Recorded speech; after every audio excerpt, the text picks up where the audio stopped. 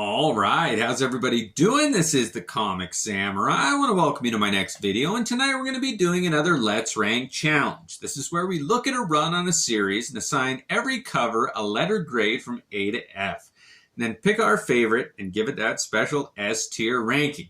And tonight we're going to be looking at All-Star Batman and Robin, put out in 2005 by Jim Lee, written by Frank Miller. Let's go ahead and jump right in. First up, we got this #1, and this was how you kick off a series. Jim Lee has such a knack for capturing an iconic image. I know I say that a lot, but this really is just a great cover. It kicked the series off. Nobody knew what they were going to get with this All-Star line. It was the first title in that branch of DC comic books, and this really was a different flavor. So I'm going to go ahead and give this one an A. I love that image.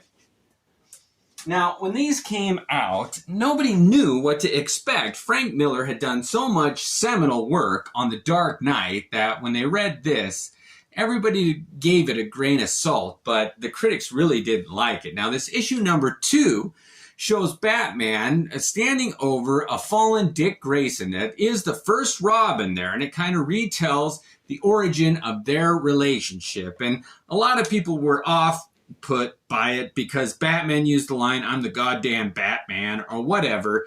And there were a lot of adult issues that were handled in this one, and Frank Miller loved to push the envelope. I ate it up with a spoon. I loved every panel of this series, and I'm a fan of this cover also. It doesn't quite rank up there with #1, but this definitely deserves a B.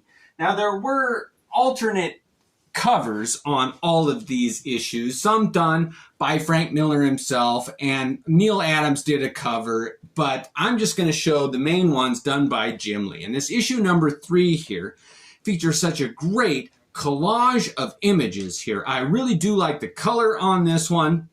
I like the trade dress. I do like the graphic design on this one.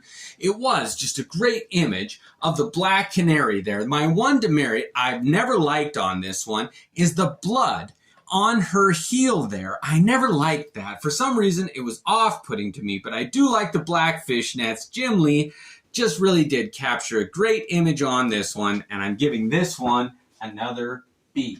All right, next up we got issue #4 here, and this one has more of a somber tone to it, and it's kind of in the Batcave there. You can see all the background there, and Dick Grayson and Alfred, and the lighting on this one was kind of a green color, and it really did fit the mood of this. And like I said, it really did turn a lot of fans and critics off, but I enjoyed every minute, and this one, I love that central figure of Batman standing up straight. And if you want more, you can look at all the details in the background there. This is one of my favorite in the series. I think it's underrated. I'm giving this one an A. Next up, we got issue #5 here. And when this series started rolling, now people were really starting to feel it. This was something different, and they didn't know if they liked it or not, but I did.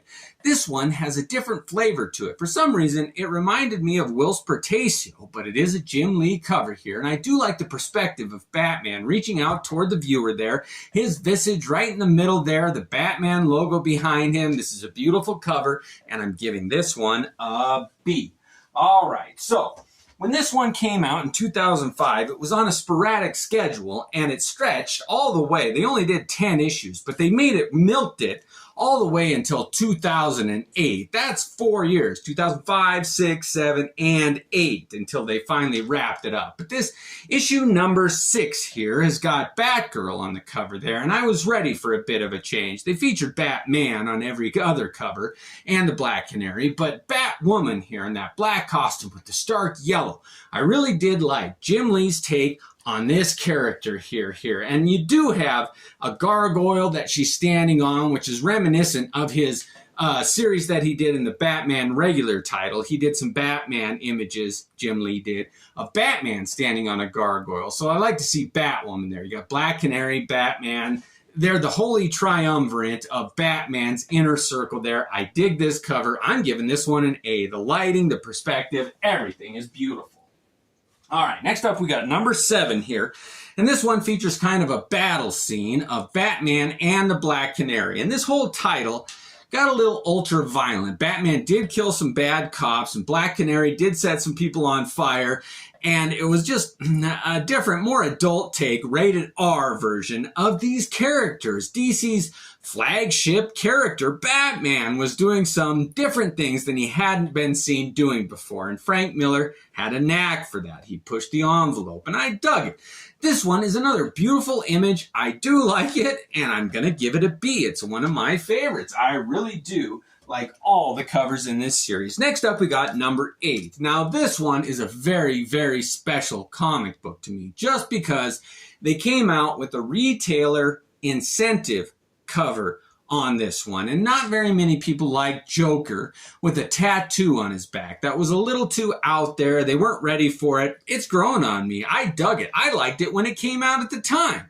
In any event, Jim Lee did a great image of the Joker here, and it is worth mentioning that my all-time favorite comic book cover, right up there in my top 3, is the alternate version of this cover done by Neil Adams. But this Jim Lee one here, I'm going to go ahead and give it a B. It is a great image of the Joker. He's done some other iterations in that Hush storyline that I didn't care for much, but I do like that take on the Joker. All right, I'm going to show real quick here this retailer incentive cover that I've got. That was Neil Adams' take on that cover there. And I do like just the dichotomy of Batman and the Joker there. I think this is one of the most beautiful covers of all time. Now, they came out with a different version of this where the trade dress was done in blue, but something about that red done against that image, that double image of the Joker and the Batman there. You can choose to see one or the other. They're two sides of the same coin, and I think this is one of the most brilliant, most underrated covers ever. It's in my top 3. It always will be. I love an interactive comic cover where you look at it and you have to choose what you want to see in it. This really is one of my favorite covers of all time. I love the retailer exclusive cover of this, and even the fact that it's a little more hard to find, it really sets it up there. And I was lucky enough to get a 9.8 on this one, but I'm going to set this one here because I think it deserves a special place of honor. All right, next up we got number 9 here, and Jim Lee went back to just a classic dynamic duo image here. So you've got Batman and Dick Grayson's Robin here. The coloring on it is kind of a wash of this greenish color here. I love it. When they just use the colors that are bright and vibrant that you would use in every day, it gets overused. So they put a little bit of a green tint on it. Like, this is something different. If you go in, don't you dare expect that bright, bold, wholesome family image that DC is known for. This is not that. This is the all-star line, and you're in for something different. It might make you turn green.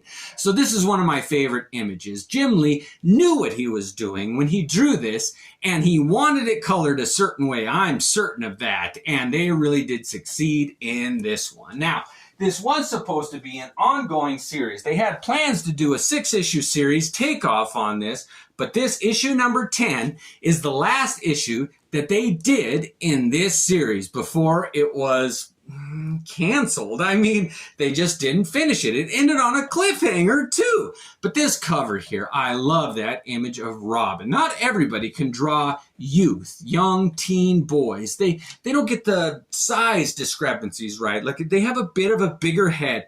But Jim Lee can really do youthful images well. He can do everything well. Who am I kidding?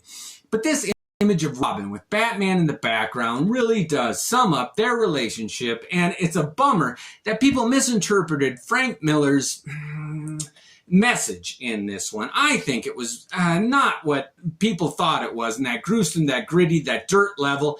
It was taken in a time of extreme conflict and tension, and I think that it boiled down in Jim Lee's pencils here, and I really do like this image here. So I'm giving it an A. I love Jim Lee's work on this series. All right, that was fun. Well, now we're going to take a look at the ones that I gave an A to, and we're going to assign an S tier ranking to my very favorite. Oh, we've got Batman and Robin there. I love how Batman's a little bit lighter colored in the background and Robin is straightforward in different lighting. This one with that green wash, the two of them in a spotlight. Oh, I do like that. We've got Batwoman here with Batman and Black Canary in the background there. She's throwing kind of a grappling hook there. It's a beautiful image. Batman standing front and center with Dick Grayson and Alfred in the background, and Batman front and center there. I gotta say, I would absolutely award this one my favorite of all time. But if I had to choose one of these that's my favorite, it has to be, you know what, I would go with this one if it wasn't called Batman and Robin. So I have to pick one with those two characters in it, and so it's between these two. This number 9 and number 10 in the series, and if I had to award one, my very favorite of those two, I'd go with this number 10. The last one in the series gets my favorite S tier ranking award. I really do like how Jim Lee drew a young Dick Grayson there and Batman. It really does capture just the essence of those two characters there, and I'm happy to award this one my favorite S tier ranking. Well, thank you for joining me. I really did like this series. I might be one of the few, but it was shocking, and I love that. I love a good controversy, and the fact that this series wasn't finished, too. It ended on a cliffhanger with issue number 10. I think someday they will finish it, and I'm looking forward to it. Well, let me know if there's any other characters, runs, artists, writers that you want me to rank. Thanks again, and have a great night.